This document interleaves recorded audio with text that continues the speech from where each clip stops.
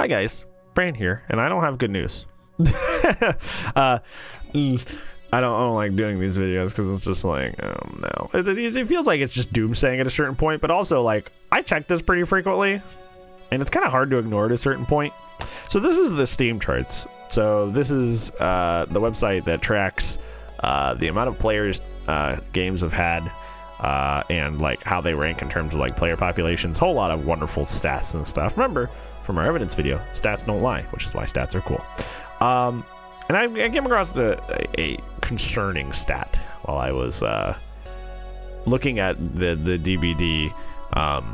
You would know that this game, popularly at its peak during the Resident Evil chapter, had its all-time peak happen, which was 105,000 people up here. It shows that the game was rocking, right? Because it got one of the most popular horror IPs of all time, right?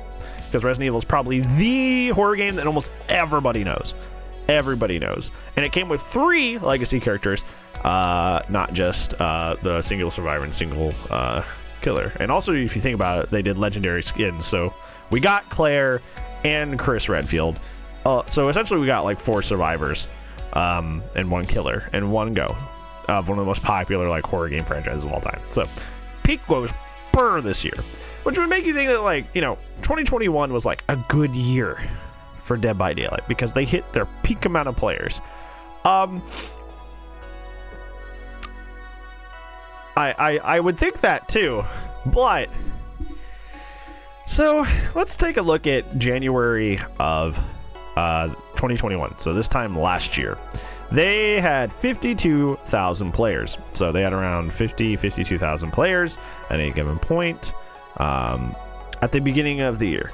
So now we're at that point this year in 2022, and we are 7,000 less players at 45,000. And this has been if you look, this has been a declining slope.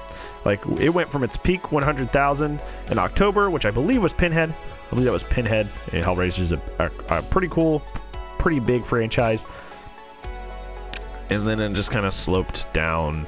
Had a little revival with the artist around here, and then it just like kept going down. And now we're at a point where we're starting the year with less players than we started last year. We're starting the year with less players than we had last year. So overall, even though they had their biggest peaks ever this year, in terms of retained player base, over the course of the year, they lost 7,000 people than there was playing last year. That's what that means. It means that despite all the fanciness of like, hey, look at all the Resident Evil stuff. Look, it's our 5th year anniversary. Blah, blah, blah.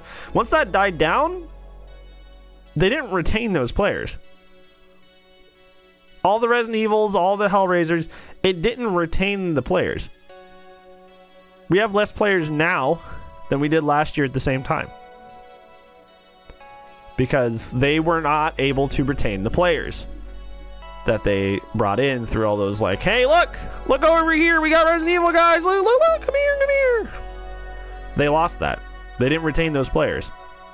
So they have 7,000 less players than they did than when they started. And I think that like I see this too. I started playing in 2020.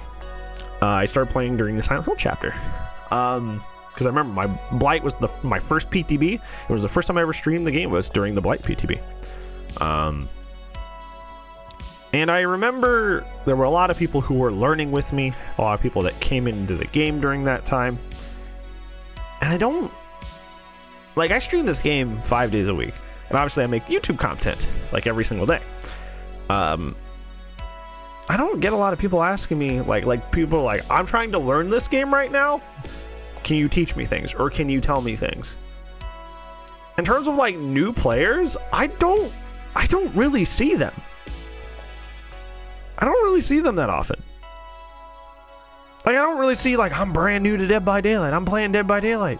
I'm really getting into it. I have not like heard that from like another human being. I don't even remember how long. And like it didn't even occur to me until I was like recording this video. Then like the idea of like them like losing 7,000 players means that like their new players that they got from all of this, which is literally double what they started the year with, which is 52,000. They went all the way up to 105. They over doubled their player count, and they retained nobody. I know, like, individuals, you know, people did stay from this era, but I mean, like, statistically, in terms of just like treating people as numbers, they didn't retain anyone from that. like they were not able to keep those players. They just weren't. And that's just like, this is one of those things where it's just like, it gets more and more concerning the more I see more games on the rising. I said this during the PTB rant too. It's like, VHS is coming, Texas Chainsaw Massacre is coming, Evil Dead is coming. Like, we have a lot of 4v1 asymmetrical horror games coming. We got a lot of those on the horizon, and having a year that's essentially just a loss in terms of player population is like, despite hitting your peaks this year, hitting your all-time high player counts, and still ending the year with less players than when you started. It just makes you, it makes you go, things did not go well. Things didn't go right, huh? And you can attribute that to many things: not listening to the community, the whole NFT situation, the DDoS situation, the bugginess of the Resident Evil chapter. You remember how buggy the Resident Evil chapter was? It was the second most buggiest patch since the Twins chapter. Like, it was people on console couldn't play the freaking game because Nemesis just lagged them out. And they didn't fix it for like months. Oh my god, like, there's so many things it could be, but what that stat tells me, that people just didn't ignore that. People just left the game. And it doesn't matter how much of a force positivity kind of person you are, stats don't lie. Stats don't lie. 52,000, 45,000. They lost players this year. They didn't gain players in 2021. They lost players in 2021. And like I said, with Resident Evil, Hellraiser, how did they manage that? It boggles the mind. How did you acquire one of the biggest horror IPs of all time and lower your player base overall? Hello? How does that make any sense? I'm saying this because, like I said, a lot of games coming over the horizon, and I like this game. I do like this game, and I don't know. There's a novelty to it I enjoy a lot.